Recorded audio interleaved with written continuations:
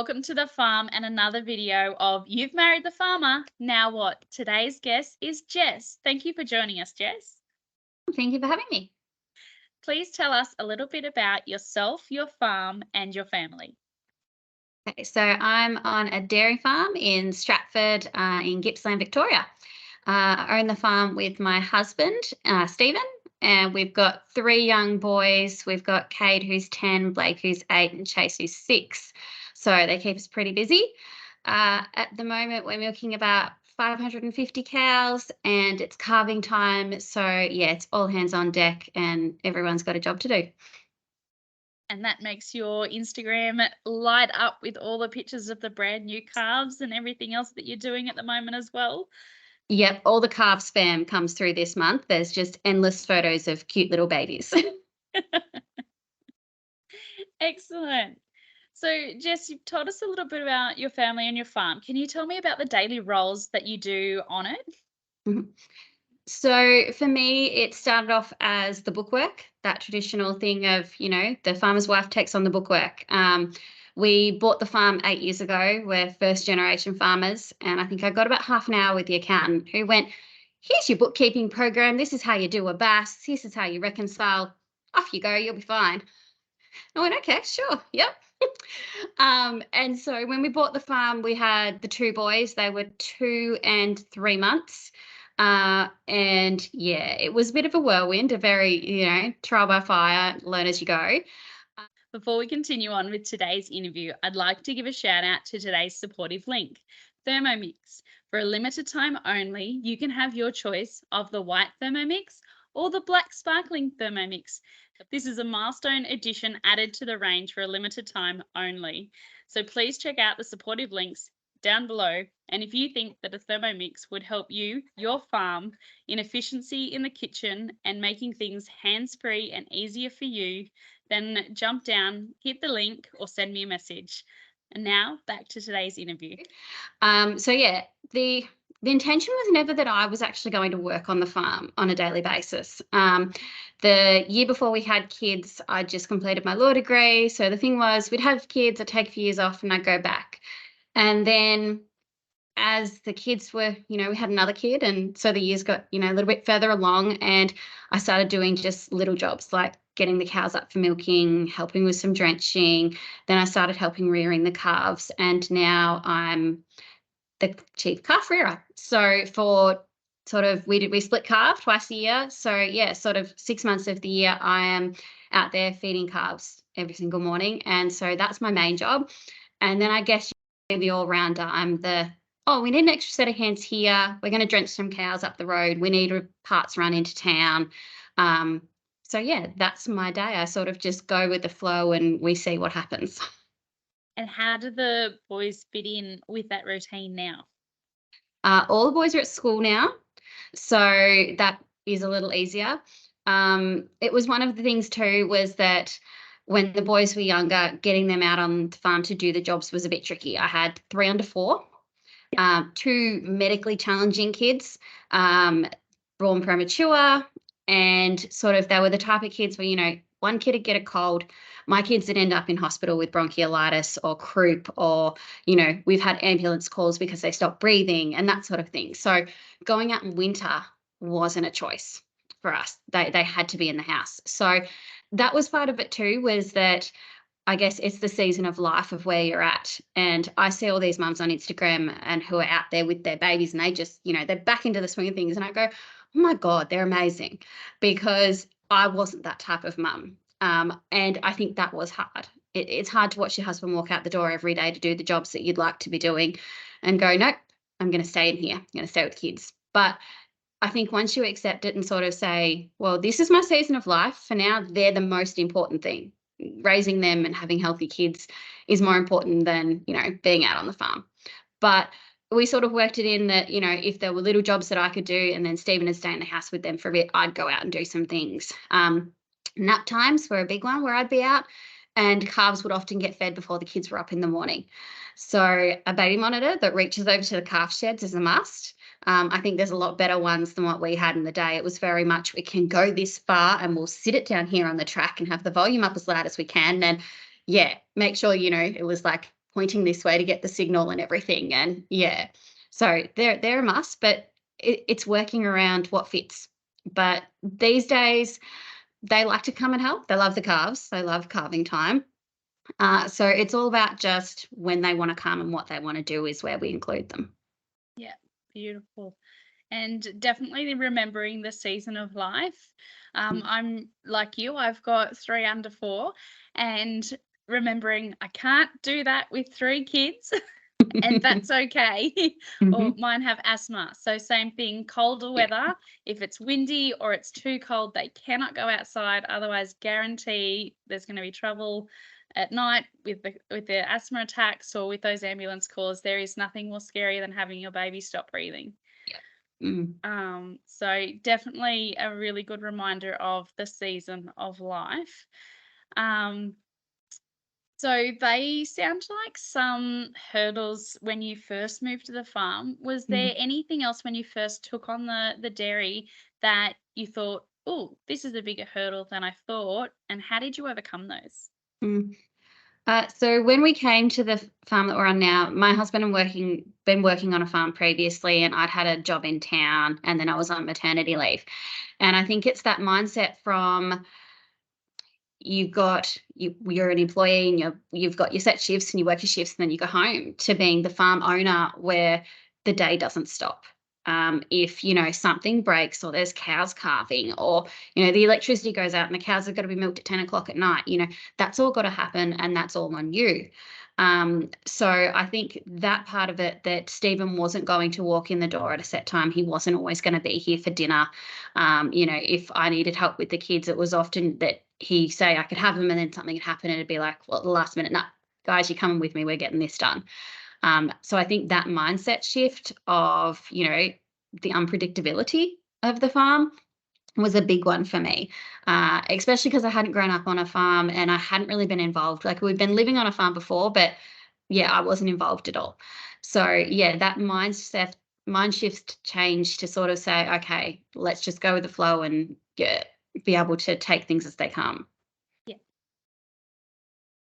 And did you find that easy, or did you need to implement some mind tactics or some change in thought process, or change in routine to be able to make that an easier change for Mhm. you? Yeah, it was very sort of a long process for me to sort of get my head around it. And we ended up that, the kids would have dinner and I'd wait and I'd eat dinner when Stephen came in. Just little things like that, that when he came in for lunch, we'd stop what we were doing so that he could spend time with us. And that it was just sort of making the most of, the opportunities that we had. Or, if there was a job that he was doing out on the farm in the ute and we could all tag along, then we'd take that chance and we'd go and do it. And yeah, it was all just sort of saying, well, no, just because we were planning to do this doesn't mean it has to be done right now. It can happen later. And I'm very much a structured routine person. My kids had set nap times and everything like that. So it was hard, but it was also, I think, that Stephen had to wrap his head around it as well. That if he'd walk in the door and say, oh, let's go do this, and I'd be like, no, it's nap time. We're not going to do that now. So I think it was, yeah, the mindset for both of us. And it's sometimes opening that communication to, Mm. I'm not just sticking to bedtime for bedtime's sake. It's the afternoon routine. It's the aftermaths that Yeah. changes when Mhm. they're not there. Like, I understand they can sleep in car seats, they can do Mhm. sleeping carriers down the paddock, but sometimes, especially depending on their age and where they're up Mm. to, it throws the whole night out as well. Yes, that's it. That afternoon routine is just so important, and once you lose one bit, you're like, "Yeah, nah, we're done." So were there any surprises, anything that filled you with joy, or anything that you found was completely different to what you thought it would be? I'll start with the naive town girl things. Um, I think it was we'd been here a couple of months and we ran out of water, and I Yeah. was, like, so confused. I'm like, "Yeah, I get that there's a tank, but there's also water." Like, I was used to living in town where even if your tank water ran out, there was town water. And I'm Yeah. there going, looking at my husband, he's just looking at me going, do you really not get this? I'm like, no, I'm utterly confused by this. Yeah. And so, yeah, we had to get a truck to bring in water.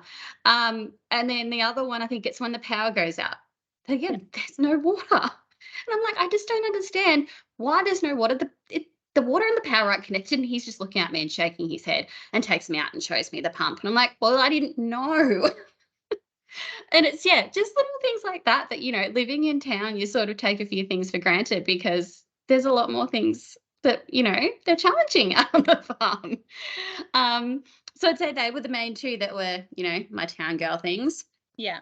I'd say the other is that people stop by a lot, like your sales Yes. reps and your field officer and your grain rep and all these people, and everyone stops for coffee. And I remember we'd only been here about a month, and my husband brought the field rep in, and I was, it was lunchtime, and I was in my pajamas breastfeeding on the couch, and he brings his field officer in to chat, and I'm like, okay, sure. Let me just run to my room. Yeah, just give me a second here. Yeah. So our house, you walk straight into the dining room. So I try and have it that the dining room's tidy and the rest of the house can be absolute chaos. But that one room we try to keep tidy so it looks like, we have a semblance of order happening. But that's it. Yeah. I'd say the other one that I've discovered is that you have two wardrobes. You have farm clothes and you have town clothes. Yep. And that you should never try and go and do the quick 5-minute job in the town clothes because it will never end well. I remember I was heading off to a meeting and, I had the full corporate outfit on and there was a cow in the backyard. And I'm like, what is it doing there? It's like, it's okay. I'll just open a gate and I'll just put it through here. And I'm running around the yard and it got out. And I'm just like, this is just, yeah. It was a complete new outfit change after I got through that. But yeah, I think that's it. It gets to like school pickup time or something and I'll look down at my clothes and go, am I still clean enough for town or not? And usually it's no, because I don't know what it is. I'm one of those people who goes out and does one job and I'm just covered in stuff straight away. So yeah, it's that 2 wardrobe system. I think I have a bad habit of leaning against things. So I've always got there's always mud around my tummy and there's always mud around the tops of my legs. It's because I always must lean on things. Mm-hmm. Yeah. And the same thing when you're running to town. It sometimes you're like, am I clean enough? Yep. And you get in the car and you're like, no, I can smell something. Yes. Quickly back into the house. So when you were talking about, the water and electricity, they're big things on a farm, that as you said, we just assume sometimes when we move to the farm that we'll always have those. Was there any other lessons that you've learnt along the way that you thought, I wish I knew this before we started the dairy?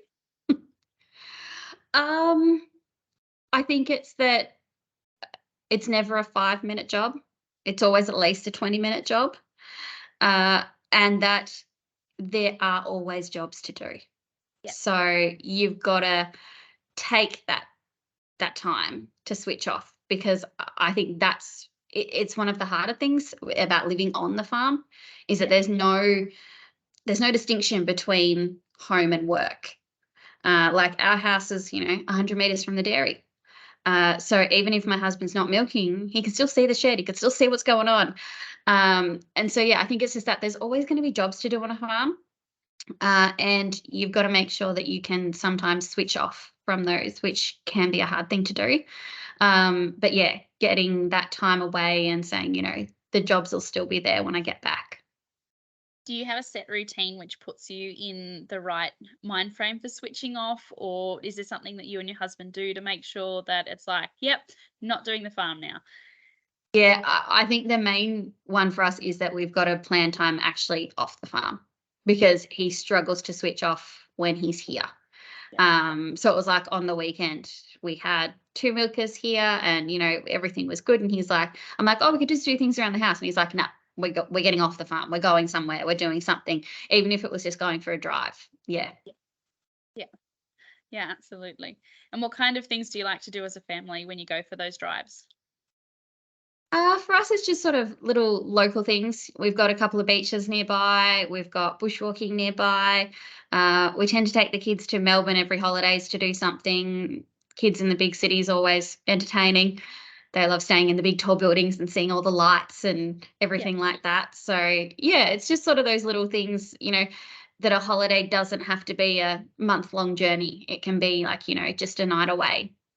Then yeah, the kids, to them, it's no different. Yeah. Yeah. Sometimes a change is as good as a holiday. Yeah. So, thinking back over your journey, what advice would you give to someone else moving to a dairy for the first time? I think it's expect the unexpected. Um, that there's always going to be something happening. You're always going to be learning something new.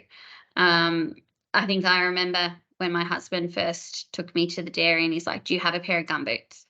And this was on the farm that he was working on. I'm like, "Yeah, I've got gumboots." And like, they were little pretty ankle gumboots with flowers on them and Yeah. everything. And he just went, "That's not a pair of gumboots." And I didn't understand it until we got there, and then, everything's flying everywhere, and I'm like, "Yep, knee-high gumboots are required." Yes. Um, and, yeah, I think it's just that you're always learning and it's asking the questions. Um, I find that people that have lived on farms, that come from that rural background, they absorb so much knowledge as kids that to them it's just everyday things that they know. And even till this day, like, I'll be reading an article or something and I'll say to Stephen, "Did you know this?" And he'll be like, "Yeah." And I'll go, "Okay, all right. Yep, that's one of my naive town girl things." And yeah, if you don't ask, you're not gonna learn. Yeah. And yeah, I think that's it for me. It's just, yeah, there's still things even after 8 years that I'll go, "Oh, I didn't know that." Yeah. Yep. I've been here 10 years. I still do the same thing. Yeah. How do you get your kids around the farm when they are with you? Yeah. So we've got a ute. We've also got a side by side, and they've got a little four-wheeler as well. So Yeah. yeah. And Mm. yeah, they're feeling it. My oldest one's, yeah, a bit more independent now. He's pretty good on it. He can go and lock the cows in by himself and everything like that. So I think we'll be having to upgrade to a bigger bike soon. Yep. They do like their independence country kids. Yeah, that's it. So we were talking earlier, I guess, a little bit about a work-life balance in that you do when you can get off farm for a little bit. Is there other things that you do to try and incorporate that work-life balance when you are on the farm and on call 24/7? Yeah, I think balance is impossible. I think of it more as like a wave. We There's going to be certain times where our focus is on the farm, like calving time, Yeah. and that's where our focus is, and that's where all our energy is going at that time. And there's probably the house is a mess, and there's probably a lot of toast and cereal eaten in those weeks, but that's okay because then we've got quiet times where over we dry off cows over the summer holidays. So, there's not as much going on and I can really focus on the boys and we can spend that family time together. So I think it's just sort of knowing where you're at and making sure that it's not just work all the time, but accepting that there are going to be seasons where, you're making hay and everything. And when it's got to be done, it's got to be done. But yeah, making sure that in between those busy times that you're spending, that quality family time together. I'm big on setting boundaries. So for me, it's that, during school holidays, yeah, I have some off farm commitments that require meetings and things. So if they're a set monthly date, then that's fine. But I don't take any extra meetings in school holidays. I just say, nope, sorry, this period of time's blocked out for me. Yeah. So yeah, those boundaries around making sure you get that time with your family, I think is really important. Yeah. Is there anything that you do in the lead up to going away, even if it's just for one night or it might be for a few days, anything in the lead up to make sure that you can get yourself, your husband, and the kids off farm? Yeah, for Stephen, it's just making sure that he knows where all the cows are going in the paddock rotation, having it set up those days in advance and knowing that our employees know what's going on. We've got a really great team. So, we're confident going away. And I think that's part of it is that, when the first few years we were here, it was just us and we Yeah. didn't have any staff and we did everything and getting away was impossible. And I think that was too season of life that we accepted that during those years, yes, we were finding our feet, we were young farmers, And, if we wanted to keep going on this journey, we sort of had to make a little bit of sacrifice to get where we are today. So now we plan around it and we say, well, yep, it's a quiet time. We know that, everyone's capable and can handle things while we're gone. And yeah, we're able to get away with, peace of mind. Yeah, absolutely. And going into the seasons of life, the droughts and wet seasons and fires that we have on farm, do you have any routines or protocols around those seasons of life? Yeah, so we went through, a couple of years of drought not long after we'd been here, probably only about 18 months after we got here. And so our milking platform's irrigated, but we don't have reliable water. So we got dried off from, I think it was November through to March. We had no irrigation water. And for us, we just sort of learned in that time that it's really about being on the front foot. You've got to be proactive. You've got to be planning ahead. You can't just be sitting there looking at the weather going, okay, that says it's going to rain here. So that's what we're going to work on, that the rain's going to come. And we found you just couldn't do it. You had to have other contingency plans in place and go, well, if it doesn't rain, what are we going to do? How are we going to survive? And yeah, I think that was something that we learned early on was, just being proactive. Yeah. Yeah. And how did you work those 4 months? It was a lot of feed. It was buying feed in. It was watching trucks roll down the driveway and looking at the dollar signs. Yeah. It was, for us, we had enough water to do a small portion of the farm. So it was having the most water efficient crops in that area. But then it got to the point where we had to destock, that we looked at it and said, it's costing us more to feed them than what they're making. And so we set a date and said, if it hasn't rained by this date, this many cows are going on a truck. And it was probably one of the hardest things I've ever had to do, because, there was no good reason to sell them, and no one wanted to buy them. And so you knew that that was just it for them. And, they were ones that I'd read from birth. It's a horrible feeling to do that. But I think that was when I learned that, it's business. When it comes down to it, and you can have your favorite cows and you can love them and everything, but at the end of the day, the farm's got to make a profit. Yeah. Mm. Yeah. And that is really, really hard. How did you bounce back from that? Or how do you cope when you think, oh, we're drying off again? It's hard because it's what we're looking at the moment. Like, we started irrigating yesterday and it's winter. And I think it's that mindset that's saying, okay, yeah, it's bad at the moment, but it's going to get good again. It's not going to stay like this forever. We've got through it once. We can do it again. Yeah. Yeah. On the front foot again. Forward. Yeah, that's it. Yeah, focusing on the future. Mm-hmm. Absolutely. Jess, that comes to the end of my official questions. And did you have anything else that you wanted to talk to anyone who's moving to the farm or marrying a farm? I think the main thing for me at being a new farm wife is that everyone does it differently. Yeah. And everyone farms differently. Everyone bees a farm wife differently. And just because you see, mums on social media who can get out there and do all these things, you don't have to. If you don't want to milk the cows, then don't learn to milk the cows. If you don't want to drive a tractor, then don't. I don't drive a tractor, more because I'm dangerous and I can't do it. And it's one of those things that you should not get your husband to try and teach you to do. We've tried multiple times, and Stephen put the GPS on, and I'm that focused watching the GPS screen that I miss the tree that's straight in front of the tractor. So yeah, it's picking what you want to do and what you feel you're good at and what makes you want to get up in the morning, because there's no point learning to do a job because you see someone else that's doing it and think, oh, well, she's doing that, I should be doing that too. And I think, it's finding your place and where you want to fit. And I think everyone's different, and there's a lot, the role of the farm wife's changed a lot. In the last sort of 10, 20 years, it used to be that the farm wife stayed at home and, had lunch on the table every day and, that sort of thing. Whereas now you can do whatever you want. If you want to be the farm wife that stays at home and has a roast meal on the table, then go for it. But if you're the type that says, oh, geez, I hate cleaning and I really don't want to do any of that stuff, I want to be out on the farm all day, then, that's your role. And, I think that's the main thing that I struggled with in those early years was knowing where I fitted.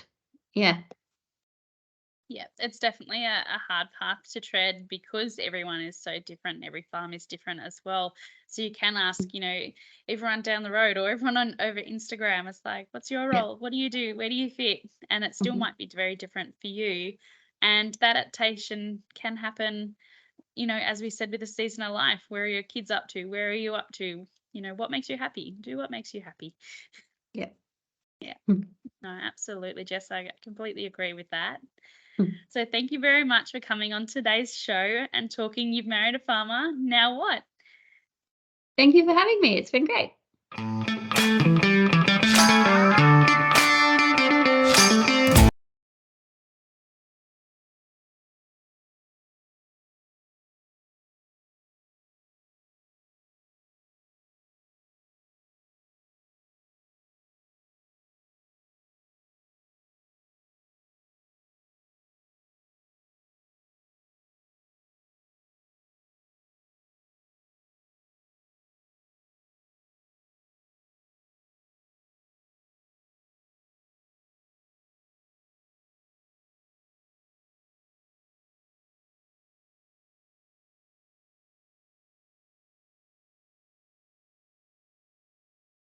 Before we continue on with today's interview, I'd like to give a shout out to today's supportive link, Thermomix. For a limited time only, you can have your choice of the white Thermomix or the black sparkling Thermomix. The black Thermomix is in celebration of 140 years of limited. I'll mix that up.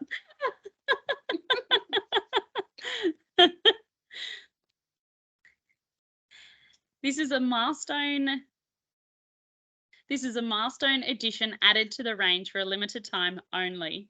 So please check out the supportive links down below. And if you think that a Thermomix would help you, your farm, in efficiency in the kitchen and making things hands-free and easier for you, then jump down, hit the link, or send me a message. And now back to today's interview.